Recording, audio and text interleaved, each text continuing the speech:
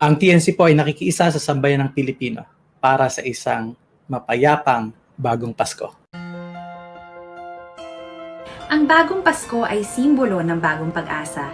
Ito ay isang pagkakataon upang ating mapagnilayan ang mga kaganapan sa ating buhay. Ang diwa ng bagong Pasko ay hindi mararamdaman sa mga palamuti o karangyaan sa ating kapaligiran, kundi sa alab ng pag-ibig sa ating mga dibdib.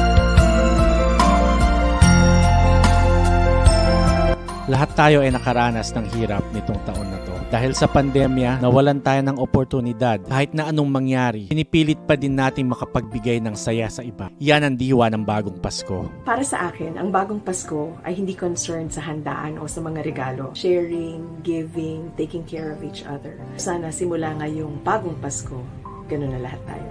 Maraming salamat po sa New Channel. Maligayang Pasko. Christmas is always a reminder to have an attitude of gratitude. And that means sharing the love and appreciating everything that matters to you. Christmas is a celebration of life.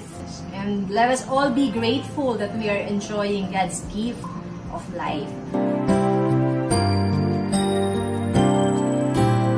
Ang bagong Pasko ay simple at payak, nakasentro sa ating pamilya at sa ating Panginoon. I want to remind everyone that we should treasure the connection that we have.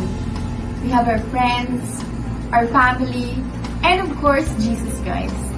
Para sa akin, ang diwa ng Pasko hindi nagbabago kahit kailan. Ito ay panahon ng pagmamahalan, pag-iibigan. Walang makakatalo sa pagmamahal na binigay sa atin ng Panginoon. Maraming salamat po, The New Channel. Maligayang Pasko! Ang tunay na diwa ng bagong Pasko ay hindi lang paghahangad ng mga regalo o mga bagong bagay. Ito ay ang pagpapahalaga sa mga bagay na meron na tayo at ang matutunang ibahagi ito sa mga nangangailangan. Maraming salamat po, The New Channel. Dapat din natin tandaan ang totoong diwa ng Pasko, si Kristo Jesus. Noon, ngayon, at magpakailanman. Ang bagong Pasko para kanako, dili ang masigarbong pagsaulog, kundi ang pag-ambit o ginabang sa mga taong mas nanginahanglan ng panahon sa pandemya. Ang diwa ng bagong Pasko ay ang pag-iingat sa ating mga sarili, pagiging ligtas sa kapamakan, at pagpapabuti sa ating kalusugan. Maraming salamat po, The New Channel. Maligayang Pasko. Maraming salamat, The New Channel. Maligayang Pasko. Ngayong bagong Pasko, isabuhay natin at maging saksi sa kaganapan sa Belen. What does the new Christmas mean to me? It means reconnecting. Reconnecting with the people you love, the people you care about, the people you have not spoken with in a long time, that always made you happy. We should never forget, Christ is still the reason for the season.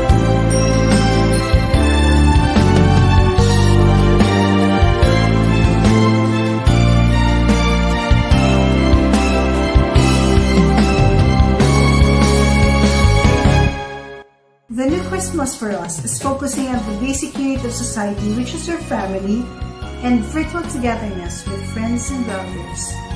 And of course, sharing your blessings to others in need. Celebrate Christmas with full of gratitude. Maraming salamat sa New Channel. Maraming salamat sa New Channel. Ang Pasko ay tungkol sa pagmamahal mo sa pamilya mo at pagiging mabuti sa kapwa. Christmas is the season of giving, but you cannot give if your hands are closed. So open your hands and your hearts and give. And your open hands will receive so much more. Maraming salamat sa New Channel. Maligayang Pasko. Christmas is the season of giving. It is best spent with our families. But let us not also forget that this is the celebration of the birth of our Lord Jesus Christ. Para sa akin, ang diwa ng bagong Pasko ay ang pagkakaroon ng mas madaming oras para sa ating mga pamilya. Maraming salamat sa New Channel. Maligayang Pasko. Christmas is always about sharing and caring, loving ourselves, and loving others. Ang bagong Pasko para sa akin, malayo man tayo sa isa't isa, ang pagmamahal ay atin pa rin maipadarama. Maligayang Pasko po at manigong bagong taon sa inyong lahat.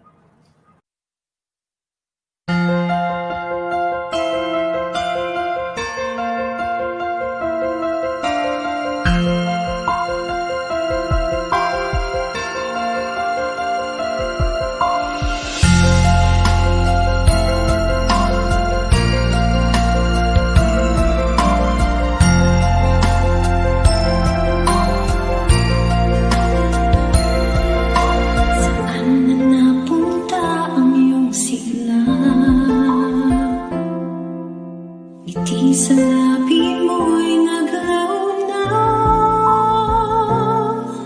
ang iyong tuwa at saya, napalitan ng kaba.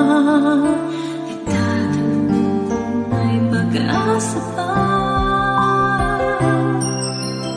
Ang hamon ng panahon ngayon, tayo'y pinaglayo ng pagkakataon.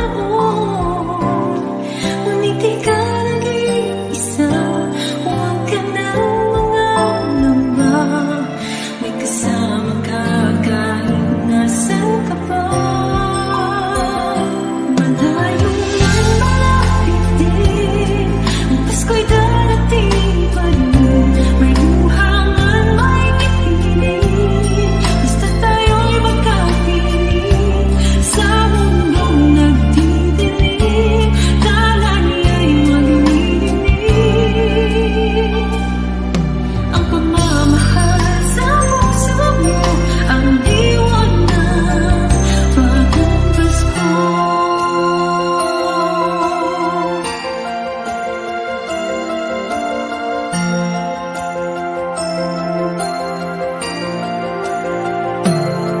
Sabihin mo ang bagong umaga, sa pagkakatapay bumangon ka. Sa Paskong darating, pangarap ay tuloy pa rin. Kapayapaan ang maghahari sa atin. Malayo man malapit din, ang Pasko'y darating pa rin. May luha man may ngiti-rin, basta tayo'y magkapiling. Sa mundong nagdidilim, tala niya'y maglilinig. Ang pagmamahal sa puso mo, ang diwa ng bagong Pasko. Kahit na magkalayo, ikaw ang laging nasa puso. Kahit nasaan ka pa, tama pa rin ang pagsinta. Ang pagsinta, malayo man malapit din, ang Pasko'y darating pa rin. May luha man may ngiti-rin, basta tayo'y magkapiling. Sa mundong nagdidilim, tala niya'y maglilinig. Ang pagmamahal sa puso mo, ang diwa ng malayo man malapit din, ang Pasko'y darating pa rin. May luha man may ngiti-rin, basta tayo'y magkapiling. Sa mundong nagdidilim, tala niya'y maglilinig. Ang pagmamahal sa puso mo, ang diwa ng bagong Pasko.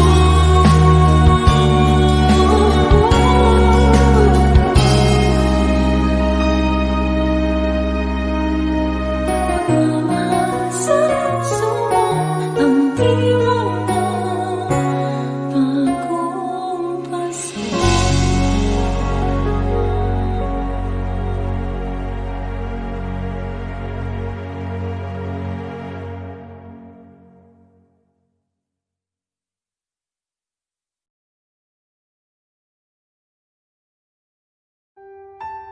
The new channel.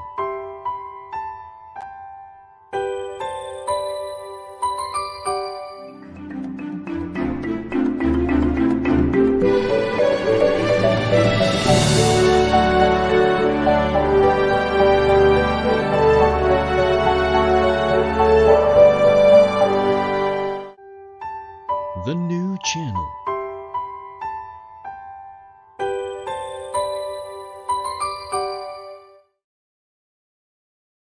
The views, opinions, and insights expressed in the following show are those of the hosts, producers, guests, and viewers.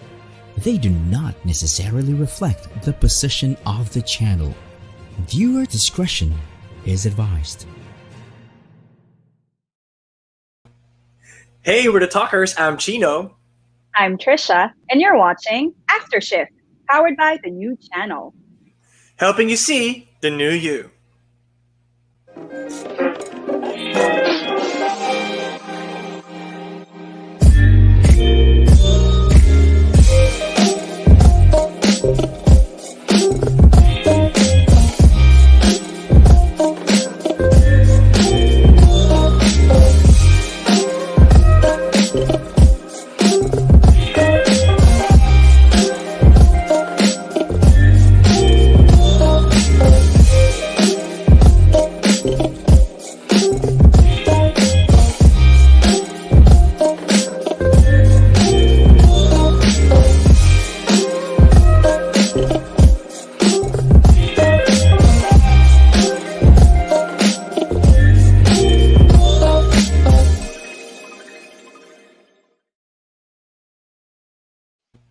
All right. Good evening, everybody. It is December 11. Welcome to Friday Booze Night. This is technically our 9th episode for season 2. And obviously, as always, we are excited to bring this show to you. Catch us always every Wednesday and Friday, 8:30 to 9:30 p.m. here on the new channel. And if you missed our last episode, you might want to go to the new channel or After Shift to watch that particular video. So Tricia, what are you drinking tonight? Oh, I'm drinking Smirnoff. Kaso lang, nilipat ko siya dito na, pag open ko ng bottle, nawasak yung, yung neck. So, hopefully wala akong mainom na glass shards. Uy, ingat na. We're here to enjoy and have fun. I know. Ingat na. Okay? Yun. Ako white wine lang ako tonight. Wow. Sana pala sinabi ko white wine. Mukha na mga white wine, di ba? Mukhang ka naman si juice.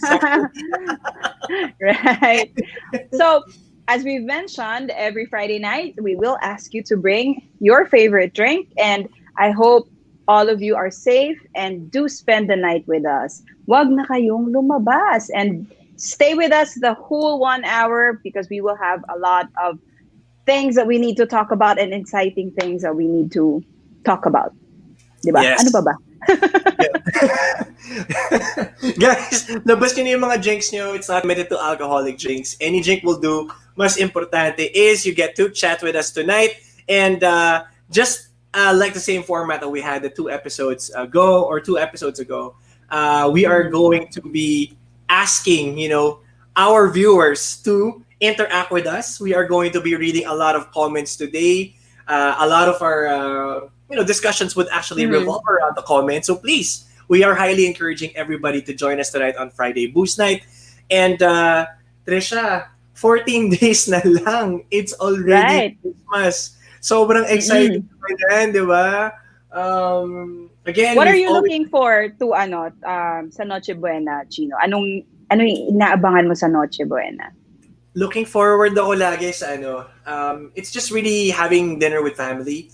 To be honest, syempre a lot of Filipinos or a lot of us, in particular na nagse-celebrate ng Christmas would always want something special for Noche Buena. Pero with everything that has happened this year, this pandemic and sa dami-dami ng medyo konting negativity, sa akin, ang nilook forward ko na lang makasama lang pamilya during Christmas. Yun na lang. That's the biggest consuelo that this year can actually offer me and you and everybody else. How about you? What are you looking forward to this coming Christmas? Ako, same with what you said, Chino. No? I actually miss eating with a lot of people around because we know that I live alone, so I eat alone most of the time. So I miss yung kami ng family ko kumakain sa isang table and we talk, we laugh during dinner. So that's what I'm looking forward to on Christmas Eve. Yeah. That is actually awesome, Trish. Oh, by the way, Chino. Yeah. Right. Sorry, banggitin ko lang kanina, we were encouraging our viewers to, comment because to be honest, admit it, Chino, diba? We loved what happened last Wednesday everyone was really interacting and sharing their thoughts and ideas. And Yes. grabe no, iba-iba talaga yung views ng mga tao in terms of the topic that we talked about last Wednesday. So let's test the same formula and see what ideas they will give us tonight. Yeah. Actually, ang saya Tricia nung idea na na marami tayong guests, which is the viewers, right?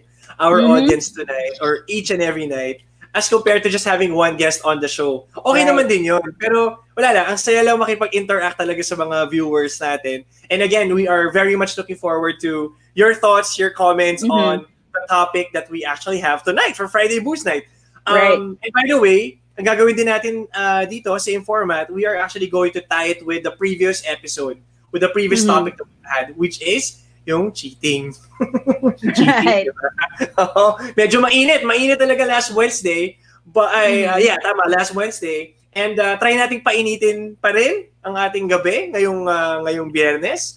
And let's get it on, Trish. I'm excited to actually talk about this topic. And the topic for tonight, okay, again, in relation to the last episode, is second chances. Right. Oh, before we start, Chino, hindi pa tayo nag-cheers So maybe let's cheers to the weekend. Yeah. Cheers to the weekend, yes. Cheers to Friday night.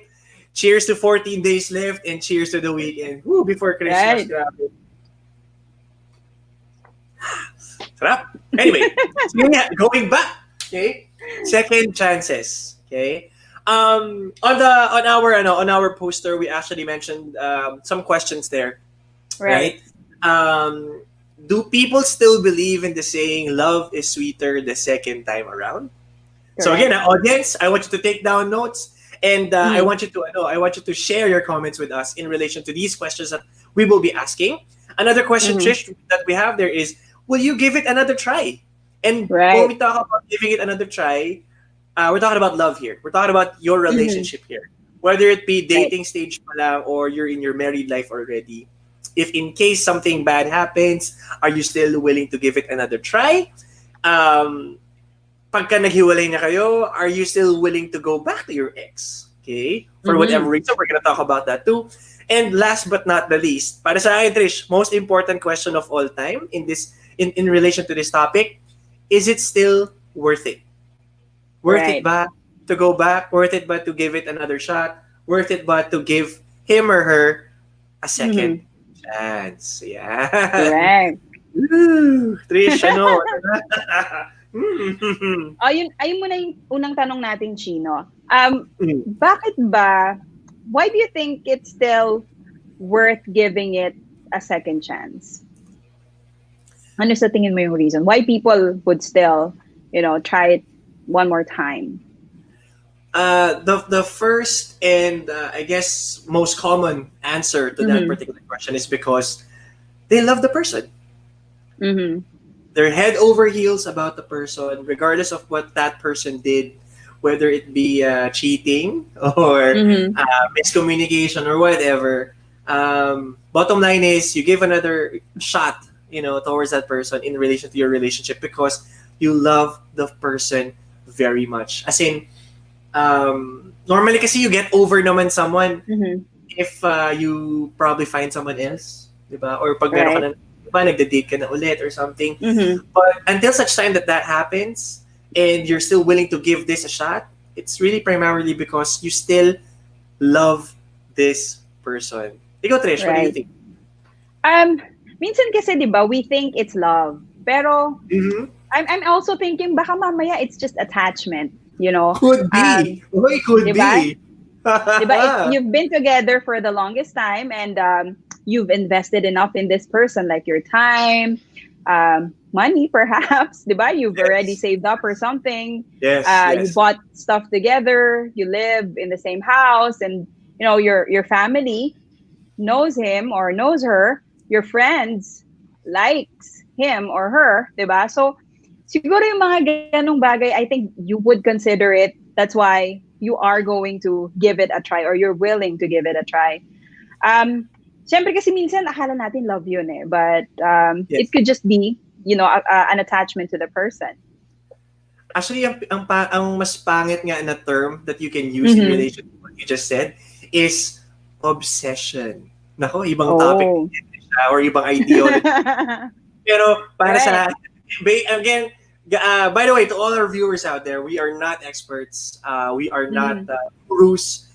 We would say, but I want to talk about this because, again, this is something that is we're talking about. Everybody is entitled to one's relationship, and that's the reason as to why, again, we're asking your opinion, your thoughts about these topics, because again, this is everyday life that we're talking about here, and a lot of aside people, from that, Chino, diba?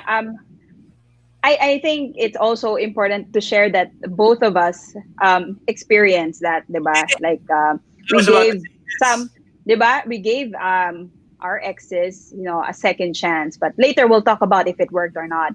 Pero if you follow our podcast before, I was tagged as being diba? Meron akong X effect. Having the X effect, yes. Where ewan ko ba, paulit-ulit akong bumabalik sa mga ex ko. I don't know what's wrong with me. I don't know if it's, I don't know. Ang hirap Ako pinut ko on the spot yung sarili ko, no? Hindi, pero again, Trish, especially during the time that we were doing our podcast yung after shift, and we talked about certain chances, we never really judged you for it. Again, we respected the X effect, why there is for some odd reason an opportunity for you to go back to your ex or to talk to your ex. Pero yun nga, it could be you love the person very much, you're not yet over the person.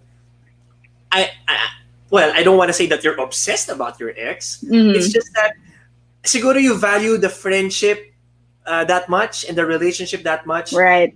Parang even if you guys are no longer together, parang it's okay for you to still talk to your ex and to still be friends with your ex. Something like that. And that's how I understand your situation, especially back then, no? And I remember also, Tricia, medyo baliktad tayo ng baliktad tayo ng view dito eh. Kung ikaw, there is an opportunity or you give yourself a chance to really, interact with your ex again, diba? Or to give it a second try. In my case, yes, I did try a couple of times, but siguro after that one try or one chance, wala na. Talagang it's really over and done with. And there's a lot of reasons, a lot of factors that was considered as to why tama na talaga, ayoko na talaga. Pero hindi talaga ako yung type of person who really gets to be friends with the ex eh.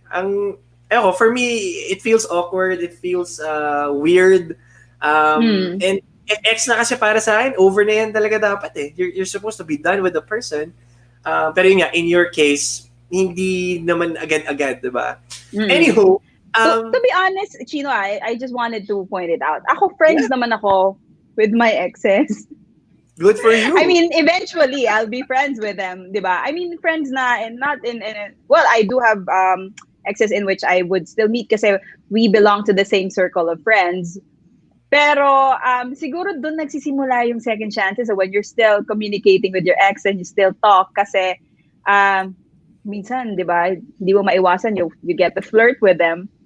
Di ba? Nalagdag ko na naman yung sarili ko, di ba? Well, basta. Kasi I think that the connection was there, di ba? And, yes. and siguro naman, well, I'm thinking of some exes that I'm no longer attracted to. Yeah, a couple would be. Pero there will be some exes that you still find, attractive and no harm naman, to flirt, especially if they're single. And pero yun nga yung question eh, is it still worth it to give it a try, diba?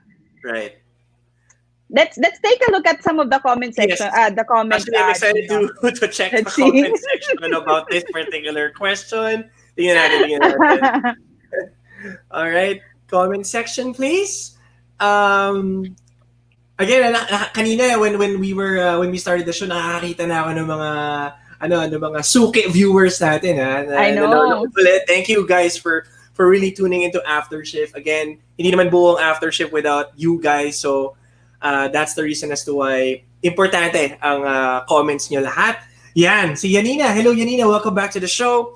I guess it's because the love is pure and you gave your heart to your ex when you decided to love him. And somehow, kahit na wala na kayo, may part sa heart mo na lugar nila. Di ba, Miss Trish? Naku, kinall out talaga si Trish. Wait, alam mo, naalala ko yung movie based dun sa sinabi ni Yanina. Naalala ko tuloy yung movie na who is this? Yung kay Piolo Pascual and Tony Gonzaga. Na parang sinabi na do you still love me? And I guess ang sagot ni Piolo was, I still love you but in a different level na.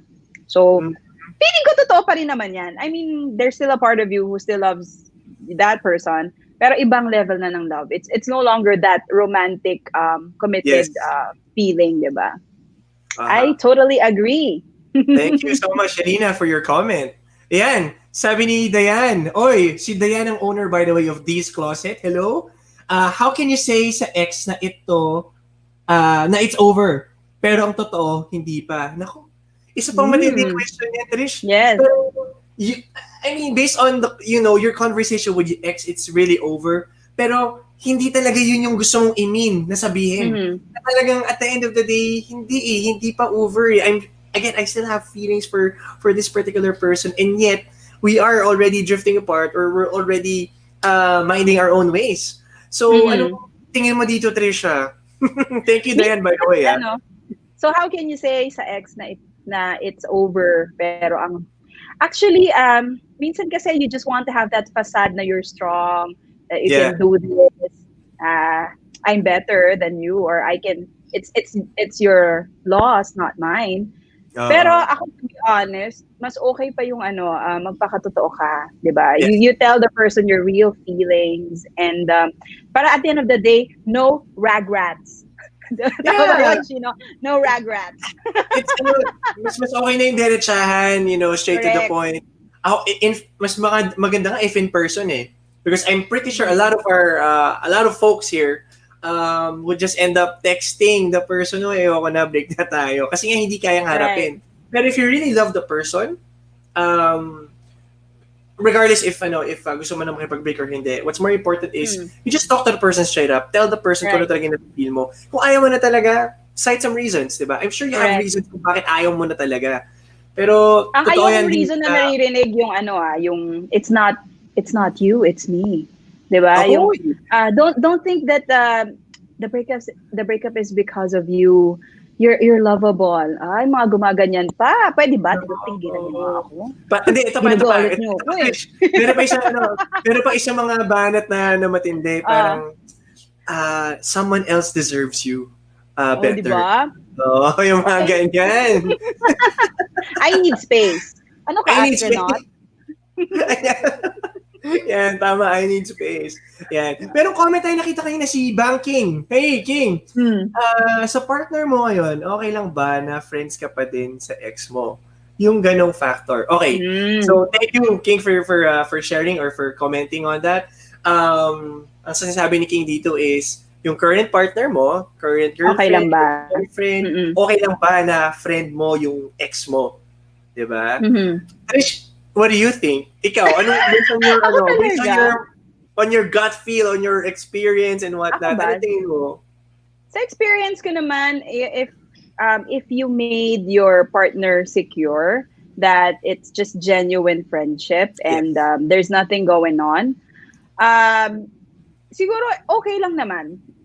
I mean, the partner shouldn't, yun nga, I think it's your responsibility as well as a partner to ensure that your partner will not feel insecure or wouldn't, feel that something is going on between the two of you. Kasi nga, for some people talaga, it's really hard to understand the friendship between an ex and, between an ex, diba? Parang, but there are some situations, like I myself, friends ako with some of my exes, so nothing's going on naman.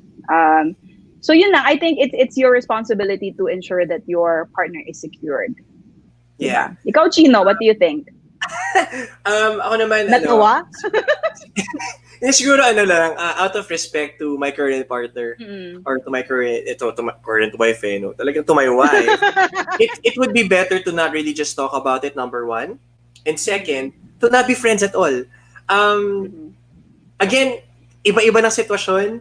So, I guess in my situation, hindi talaga yun pwede kasi ayoko makaisip pa ng kahit ano yung wife ko. Ayokong maka-feel siya ng kahit ano. Again, it's the respect and the love that I have for her. That's why I'm not going to do it anymore. Plus, the fact that ako din, ayoko na rin. Kasi, hindi naman sa gulo, it's just more of, what for? Hindi, ano pang purpose, di ba?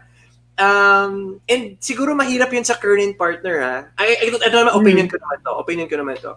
Mahirap yun sa current partner because, could you imagine, you have a partner who's currently with you right now, di ba? In a relationship with you, and you still have that communication with your ex. Parang, I'm pretty sure your current partner would have some thoughts that he or she wouldn't want to feel or think about. I mean, parang ano yun eh, parang, ano ba, alam mo yung lahat about my current, about him or her.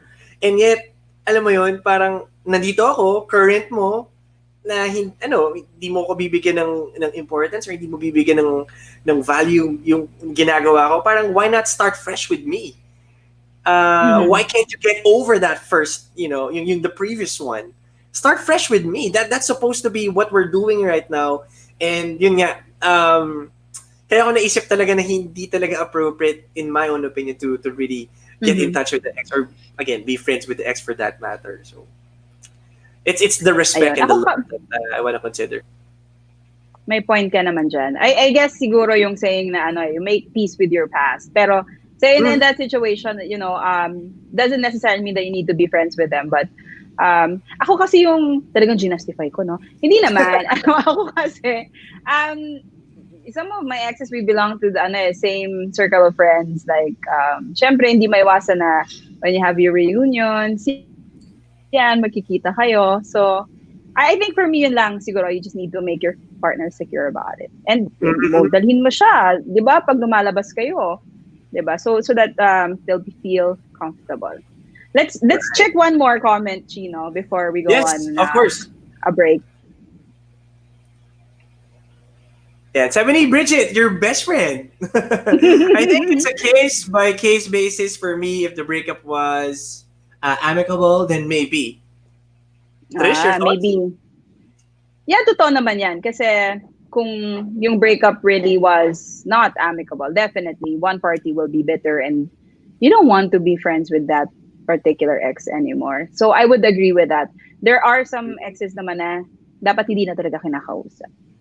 Diba? Parang hindi naman sa masama yung mo sa kanila, you have ill will against them or towards them. Right. Pero it's just better that we don't talk or that we don't become friends at all. Yan. Teka, may isa pa. Sabi ni Chuck, basta wala ng side bet pa.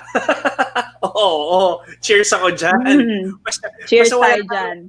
Oo, basta wala ng anything on the side. Again, it depends on yourself din naman. If you're settled already and whatnot, I mean, why would you still consider yung mga quote-unquote side bet pa? Anyway, we're gonna talk more about second chances and about this particular topic. And again, more interaction with the audience after a few announcements. Stick around.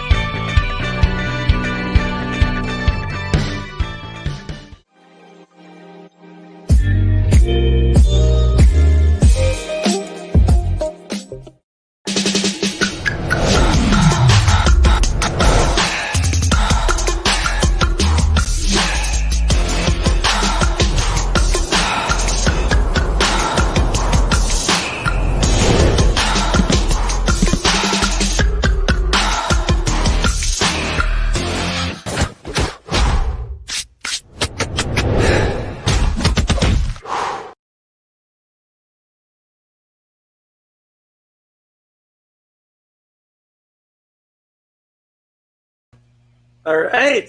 Welcome back to Aftership. We want to give a big shout out to our Armor On Philippines family. Cheers to you guys. If you love the best sports and lifestyle apparel, visit Armor On Philippines. They're located at 153 G Araneta Avenue in Quezon City. You can follow them on Facebook, Armor On Philippines. You can visit their website, armoron.com.ph. You can also follow their Instagram account, armor_on. So again, for the best lifestyle and sportswear in the country, be armored, wear Armor On. You know, Armor On.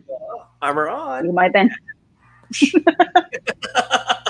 Yeah, again, this is Friday Boost Night. Ang topic natin today, or tonight rather, is second chances. Would you still give it another shot?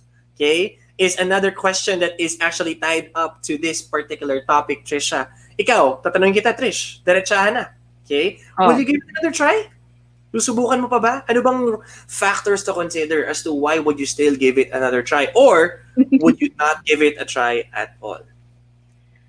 But before I answer that question, Chino, I saw something interesting from our comment section. Oh, go, please. Na-commercial tayo. Direct paki-flash lang yung post by Dean Santiano. All right. Sabi, ayan, what do you think, Chino? My partner asked me if she can make her ex as her bestest friend kasi they started as friends.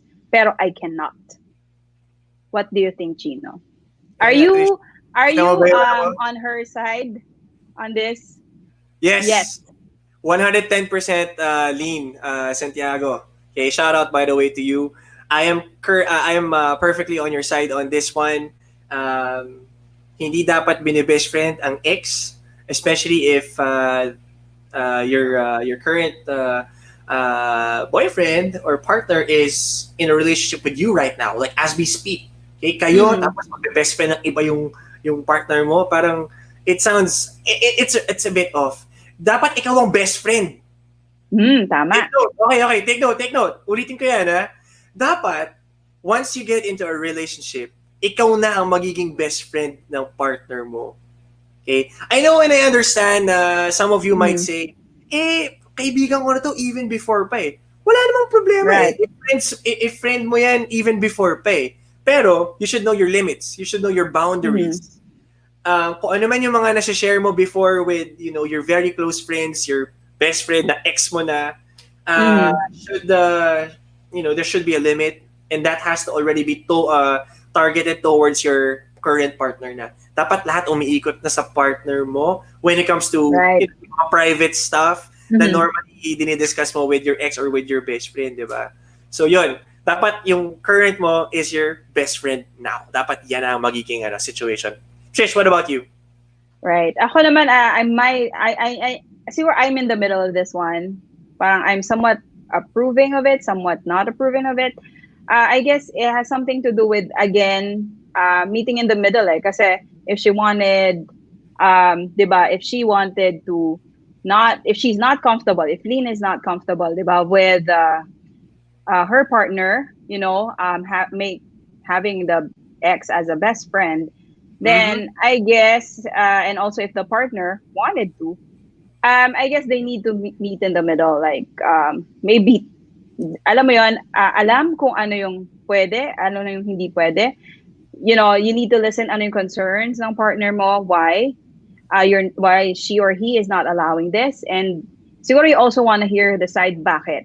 And maybe lang you can resolve something. Maybe there's something siguro din that your partner is not comfortable sharing with you, but you need to know bakit hindi siya comfortable. Yes. And siguro this is a perfect opportunity for both of you to talk about it and see if you can meet in the middle. If not, then you just need to decide whether you would support or not, diba? And I guess your partner should respect that. Diba? Again, case-to-case basis ka, like what your best friend said, diba, Tricia? Ang hirap eh. Pero this is one of the reasons as to why, let's say, in the case of Lynn, diba, medyo nakaka-feel siya ng uneasiness or awkwardness when it comes to, her partner telling her na, can I be best friends with my ex? Kasi dahil friend ko yan even before pa. Kaya nagkakaroon ng awkwardness or nakaka-feel ng ganyan yung mga partners natin is because we're not making them feel secure Right. about the whole thing. Correct.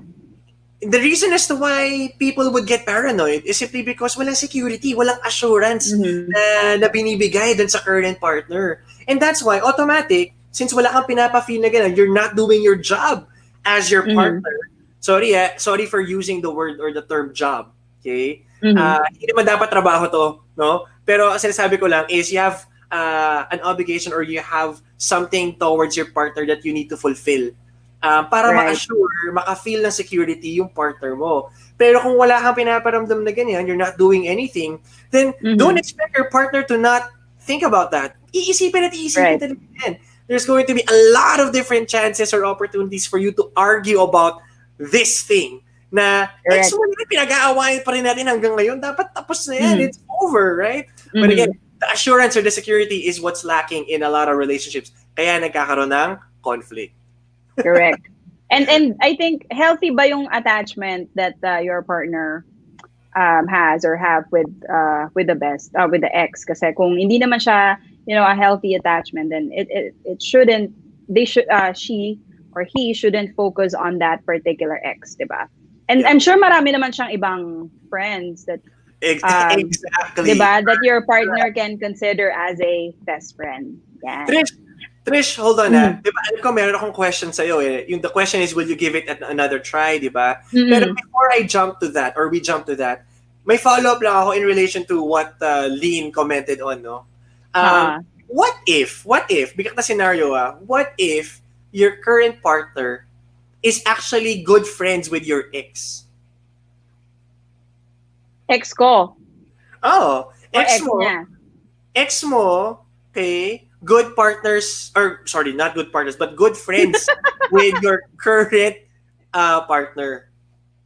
I guess that's a good scenario. Kung close kami nung ex ko, and I could still consider that ex as a friend, diba? I don't mind. I'll be fine with it. And I guess siguro that's also an opportunity, for my partner to know me better, especially in a relationship. Kasi pwede namang weird lang, no? Pero humihingi ka ng advice sa ex. Diba? Medyo weird, but, paano ba? I'm okay with it naman as long as okay lang din yung partner ko about it. Kasi nga, for me, friends pa rin naman ako ng mga exes ko. Yun. Natatawa ka, Chino. Parang di ka satisfied sa sagot ko, Hindi, natanong ko lang kasi nga naisip ko, syempre magagalit na, yung normal reaction is magagalit yung partner mo, current partner mo, if in case you bring that idea na, can I be friends with my ex pa din? Diba? Or best friends for that matter. Sobrang lala, no? Pero yun nga, naisip ko, paano kung sila naman yung friends? Diba? Friends din sila. Parang paano yun? May awkwardness pang mangyayari. So, again, it's really how you would handle it overall, I would say. Right. It's how you would obviously talk to your current partner, set the expectation, diba? Yung communication should always be there in relation to, okay, sige, ganiting sitwasyon natin, kaibigan mo yung ex ko, friends tayo lahat, pero ipapafeel ko pa rin sa'yo na you're still the one. Because you are with me in this current situation right now. Diba? Hindi naman siya yung kasama ko, ikaw naman eh. So, again, I have to do my part, or you have to do your part when it comes to really providing that assurance towards your partner. Anyway. Right. Yeah. Thank you again, Gina, for making that comment. So, Trish, going back to that question, okay? Will you give it another try? If in case, for some odd reason, the ex comes back again, comes knocking at your door and asks you, Trisha, please, step me back, please. Okay. Would you give it a try? Depends on the timing, no? Kasi, syempre, if, depends on the timing talaga. Syempre naman, if naka-move on na ako, knowing myself, if naka-move on na ako, baka hindi. Pero kung hindi pa, I still have the feelings for him, then I would give it a second chance or a second try if I notice na may pinagbago. Yung the things that caused the breakup and the attitude that you didn't like about the person, and you see that the breakup transformed the person, and 'di ba yung mga ayaw mo hindi na niya ginagawa, yung mga gusto mong mangyari yun na yung ginagawa niya, then I guess it's worth giving a try, 'di ba? Ibig sabihin nakinig siya sa'yo during the time that you were apart, and marami siyang realizations during the time that you were not together. Ikaw, Chino, if you were single, what do you think? Yeah, actually, I was about to say the same thing in relation to the realization piece, no? People do break up for a lot of reasons, di ba? Hindi na natin iisa-insa yung mga dahilan na yan, right? Ayaw natin mag-away-away dito. Tama ba? Kaya, better na. Sabihin na lang natin na gano'n, di ba? But, what's more important is, as you guys break up or you go on your separate ways, there should be that realization if you really have that, love for the person. Marami namang dahilan, marami namang reasons na na hindi naman, it doesn't need to be just related to love. Kaya kayo magbe-break. You still probably love the person, pero yun nga, factors that needs to be considered for you to break up with the person. Pero what's more important, yun nga, is the realization. Meron bang change? Regardless gusto mo rin or hindi yung change, but more importantly, change for the better. Yung ex mo, di ba? Did he or she become a better person overall? Right. Diba? And paano natin masasabing better person? Better in a lot of ways. Siguro better sa career, development. Kung dati hindi nag-aayos ng buhok, ngayon ganito na yung buhok, di ba, Trish? Correct. Joke lang. Moreover, di ba, it's really just about you being able to see, the change in action of that particular person in a good way. Okay? Correct. Parang, is this person already relationship worthy once again? Pwede na ba ulit? Kaya na ba ulit? Okay? So that can be a potential reason as to why you would end up, giving it another shot, right? Right. Yeah. And another one, Chino, di ba? Dapat naman, syempre, before bumalik, mag-apologize naman. Di ba? The first thing. Di ba? And kung sino man yung I'm not saying na kung sino yung may mali eh. I think both party needs to apologize to each other. Kasi, sabi nga it takes two to tango. So, meaning, hindi lang naman isang tao yung may kasalanan kung bakit naghiwalay or bakit nagkaroon ng breakup eh. So, it could be that one party, is also having, what do you call this? Meron din naman silang inability during the relationship. So, you just apologize and be specific with what you're apologizing about. Hindi lang naman pwedeng magsabi ka lang, sorry I broke your heart. Bakit? Diba? Paano mo binrake yung heart ko, diba? Ikaw, Chino, what do you think? Ako, obviously, this is one of the most gas no word ever. The word sorry or the word I apologize. Right. Pero, yun nga sa ibang tao or sa karamihan siguro, baka konting apology lang, okay na lahat, di ba? If you really love and care the person that you are apologizing to, it should lead to the realization that we were talking about earlier, for you to have that change, that good change in yourself. Correct. You say sorry, and you say sorry because you mean it, right? And by you meaning it, that means you doing something about it. Pag sinabi mong I'm sorry lang, tapos that's it na, I mean, anong purpose nun? Para saan yung sorry na yun, di ba? It doesn't make any sense. For you to say I'm sorry is to mean it, and for you to mean it, that means there should be change that's happening, good change that's happening within you, and siguro within the relationship in the very, very near future. If in case, bibigyan nyo pa rin ng pagkakataon. Sobrang I'm sorry na to, Tricia. Actually, hindi lang naman kasi siya applicable sa, romantic relationship. It could also be applicable, in a lot of relationship, di ba? Friends, family, di ba? Work, even. Correct. Pero, ang bottom line dito, saying sorry means you mean what you say by doing something about it. Not just by saying sorry, tapos na, that's it. Good na tayo. Correct. You have to have that action. Okay? You have to do something. Okay? So, yan. Another thing is, as you say sorry, as you see some, changes that's happening, good changes happening, there has to be, learnings. Okay? Right. You have to have something that you've learned about, the breakup. Hindi naman pwede yan na break lang, tapos, sige, since I love you too, okay, balikan na tayo, ganun lang yun. Dapat dapat meron kang, parang may moral story. May moral na natututunan or nakukuha out of the particular breakup. Ikaw ba, Tricia, if I were to ask you, what are some of the things that you've learned, dun sa mga previous na relationship mo or breakups mo? Ayoko sana sabihin breakup eh. Grabe, ang dami relationship.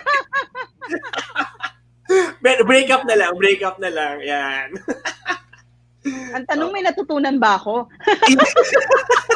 Cheers ka tayo dyan. Cheers tayo dyan, Chino. Cheers tayo sa natutunan kung walang natutunan. Anyway. May natutunan naman ako. Syempre, in every relationship, you learn a lot. So, siguro unang-una ko natutunan is make time for your partner. I guess there was a point in my life na sobrang busy ko, I was sent elsewhere. I was sent abroad, I was sent to Cebu from time to time. And siguro yun, napapabayaan ko yung partner ko at that time. Na actually, nasabihan ako na naka-move on na siya kahit hindi pa kami nagbe-break. Kasi lagi akong wala.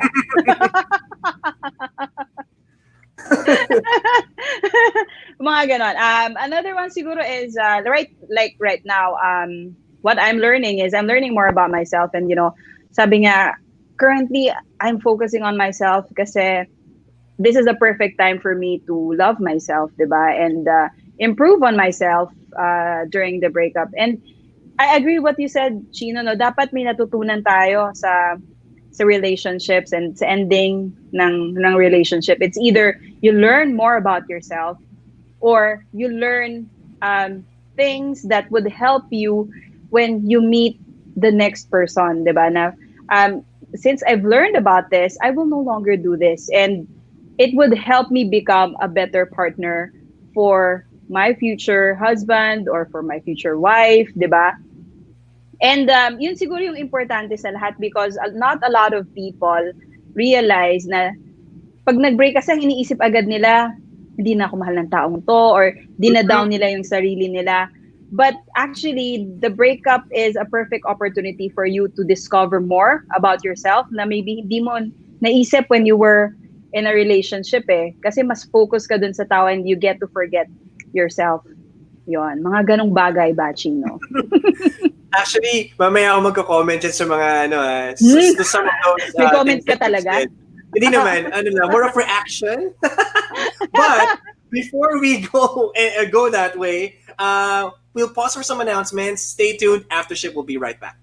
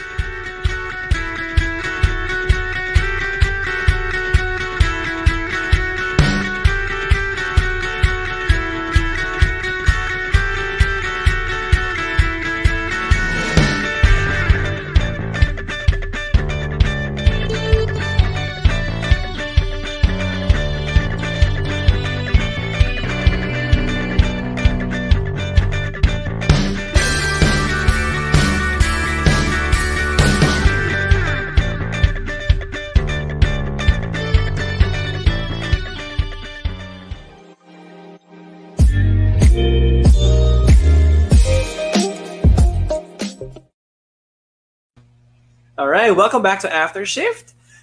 We want to remind everybody that we have a lot of inspirational shows here on the new channel, and we want to kick it off with The Big Picture, sharing inspiring stories of notable personalities Mondays to Fridays, 7 p.m. Human Resources Management on HR Hotline, Tuesdays, Thursdays, and Saturdays, 12 noon. The Family Business is Everyone's Business, Saturdays, 4 p.m. Life, Business, and Success Stories on The Fort Project, Saturdays, 10 p.m. Dubai, 6 p.m. Philippine time. Beauty Beyond What Your Eyes Can See, Usapang Beauty, Saturdays, 5:30 p.m. Time to hear positive stories for those who recovered, COVID Stories, Saturdays at 10:30 a.m. Life Purpose and Turnaround Stories, U-Turn, Mondays and Thursdays at 10:30 a.m. Build and Own a Property, The Home Buyer, Mondays and Thursdays, 4 p.m. Laugh and learn from puppetry arts around the world, The Puppet Stories, Mondays, 5:30 p.m. Magbenta, bumili at tumulong dahil bukas na ang TNC Marketplace, an online bazaar, Thursdays and Fridays at 10 p.m. So after this, this episode, tune in to TNC Marketplace. Naka-season break sila, Chino. Ganun ba? Oo. Know your rights and the basic law, YOLO, Thursdays at 8:30 p.m. Learn about money and more, Tuesdays, 8:30 p.m. Philippines and 5:30 a.m. USA. Two leaders in one platform, TNC The Talk streams every Mondays at 12 noon. Strategize and win in life through Win Within, Saturdays at 8:30 p.m. Kids, dream, achieve, nurture, and inspire. Watch the Danny Out Show, Fridays at 5:30 p.m. Learn together across borders, foreign affairs, Tuesdays at 10:30 a.m. Because health is wealth, Healthline streams every Wednesdays and Fridays at 4 p.m. Celebrate Women at Work at 9 a.m. Saturdays. Always Have an Awesome Day streams every Mondays at 2:30 p.m. Cybernex empowers people and companies to be secured in a digital world. Streams every Wednesdays at 12 noon. Know the emerging technologies shaping our future. TechU streams every Fridays at 2:30 p.m. Learn and know more about market leaders on Tuesdays and Saturdays, 5:30 p.m. Having a well home brings you a well life. Streams every Tuesdays and Saturdays at 2:30 p.m. Catch also our TNC original shows such as One Day, a live storytelling. It alternates with TNC Town Hall, co-hosted by TNC founders Lloyd Luna and Apple Manansala.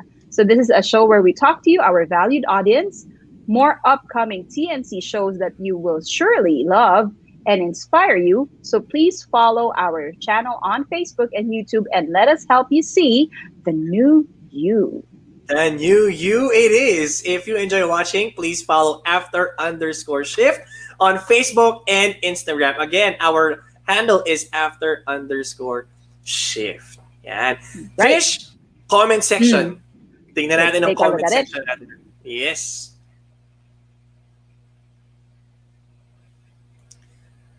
Okay, sabi ni King, ganito lang yan, kasimple. You go into a relationship always thinking about forever. Di kailangan ng second chances kasi you do everything in your power to work things out. Kung umabot na kayo sa point ng breakup, that only means you are ready in a point na wala na talaga. Or you're already in a point na wala na talaga. Your thoughts, Trish? That's true naman, no? When you enter a relationship, syempre, you wanted that person to be your forever. Unless lang naman siguro na you have, kung ikaw yung tao na nagbibilang ka ng girlfriend or boyfriend, diba? But yun nga, no, tama, dapat you give everything para in the end, alam mo ginawa mo lahat. Diba? No regrets. And wala kang pagsisisihan na hindi mo to ginawa na sana ginawa ko to. Diba? Ikaw, Chino, what do you think? Yeah. Same with you. Same answer as yours. Dapat naman talaga as you enter, diba? The mindset is it's her or him or her alone and wala nang iba. Diba? Right. Kaya siyempre along the way, marami tayong natututunan about the person. Yung tao na yun, marami rin natututunan about us, right? And that leads us to, to having different thoughts, different feelings along the way. So may mga times, no, na even if you really do everything, you do your best to really save the relationship or still be in that relationship. If the other person feels differently or thinks differently towards a relationship, then, so obviously magkaiba na kayo ng nararamdaman, ng iniisip, then therefore, it might end up to you guys, breaking up. But those kinds of things are obviously worth keeping or worth saving. You really have to exert a lot of effort in order for that person to feel again or to think again about the good times, the many good times that you guys have had, the happy thoughts and all that. Pero yun nga nakikilala ka nung tao, nakikilala mo yung tao, nag-iiba rin talaga yung perspective along the way. And it's only a matter of just really being so strong, exerting a lot of effort in ensuring na whatever it is that you guys have felt the first time around, diba, is still going to be the same thing that you guys will feel as you move on with your relationship, diba? Kaya nga yung hashtag forever or my forever happened or has been created kasi nga alam naman ng mga tao, nararamdaman ng mga tao yan na talagang trabaho. It's really a lot of effort to secure the relationship from start to end. And I'm talking about after you get married or hanggang sa tumanda kayo. Commitment talaga siya, Trish, na siguro hindi rin naiintindihan ng iba. Kaya ang end is, naghihiwalay, nagkakaroon ng problema, misunderstandings, and whatnot. Pero as you commit yourself to that person, dapat medyo para kang may yung sa horse? Blinders. Blinders para wala ka ibang focus kung hindi to really just keep on improving and saving that relationship. Ako. Tama naman because I think being in a relationship, it doesn't necessarily mean na lagi kayong high, 'di ba? There will always be low points in your relationship that would test your relationship, and I guess if you've already built yung foundation ng relationship ninyo, it shouldn't break, 'di ba? Na yung simpleng problema, it shouldn't break that relationship if you have a very good foundation. Yon. Yeah. And part of wanting to give it a try is really making sure that the both of you are really going to find solutions to problems, diba? Like what you said, talagang magkakaroon ng problema eventually, Trish. Hindi naman, again, there's no perfect situation, there's no perfect relationship. There's always ups and downs. Minsan mag-argue kayo, minsan hindi kayo mag-argue.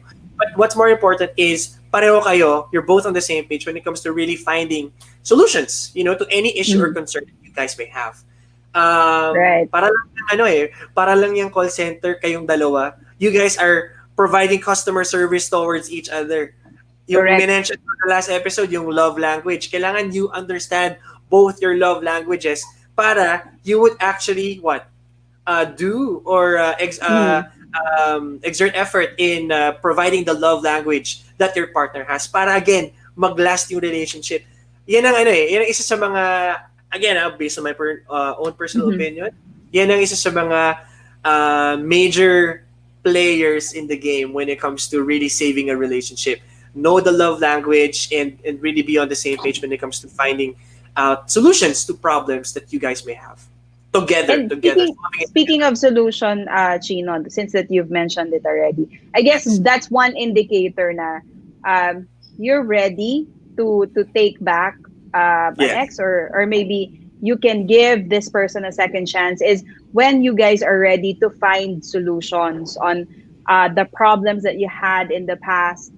Parang this time you are already solution oriented Hindi ka na nagfo-focus dun sa kakulangan ng tao Parang okay, right? So this merong kakulangan tong partner ko, but this is me. Maybe I can help compensate kung ano man yon and try to work things out, 'di ba? Find solution on how we can improve our relationship moving forward.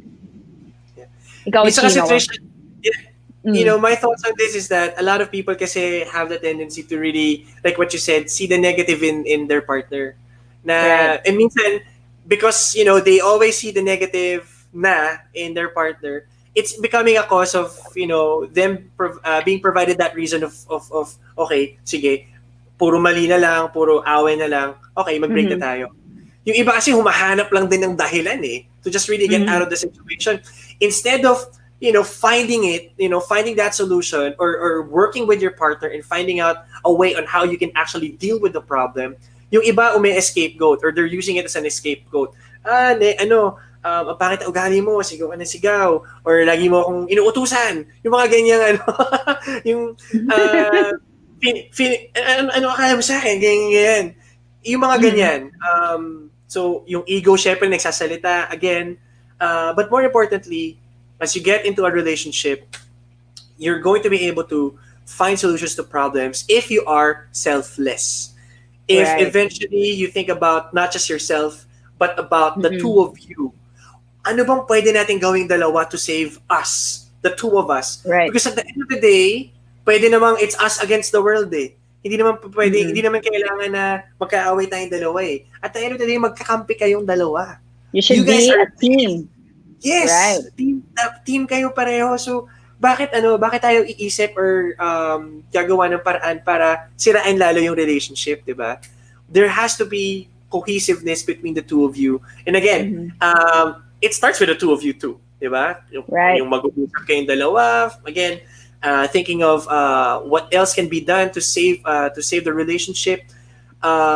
It has to boil down between the two of you, Tricia. Ganyan yan ang ano ko diyan, ang takeaway ko diyan. Diba? Oh, let's take a look at some more comments, Gino. Yes, of course.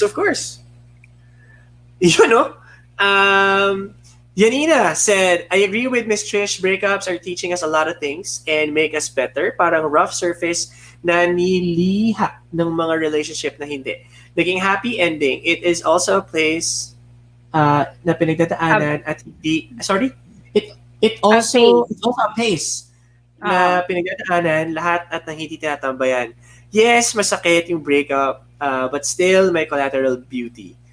Pero gaya ng sinabi ko kanina, masakit yung process pero magiging maganda yung outcome. New you, better you, upgraded version. Your version 2.0. Yeah! Diba? Tama. Cheers tayo dun sa comment na yun, Trish. Ganda nun. Oo. So, niliha pala to, no? Niliha na. Hindi lang facial wash, hindi lang mga kung anong mga facial lotion, talagang liha talaga. Para but yeah, sobrang agree tayo dun kay kay Yanina. It has to again, we have to be better versions of ourselves when we talk about breaking up. Hindi siya dapat something na negative. Although kaya nagiging negative kasi yung emotions natin ang nag-run eh.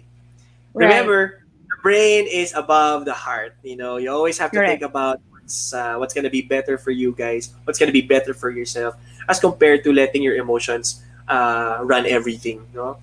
Correct. So, and I would agree with that comment, Chino, no? Yep. Sorry naman. In relation to our question, when it's already time, to give this person a second chance. So I guess one last for us would be, di ba kung sabi nga ni Yanina kanina, if you became a new person. Yep. Okay, nag-transform ka na, hindi ka na yung dating, di ba kung yung partner mo laging nireklamo na late ka lagi, you've become a better version of yourself and your partner became a better person of themselves, themselves. Kung ano man yun. Pareho lang yun. Of themselves. Di ba? I guess that's the time na that, you give it a second chance. Kasi hindi naman pwede na yung ex mo, became a better version of themselves. Pero ikaw, you were stuck in your old way. So, hindi na balance. Di ba?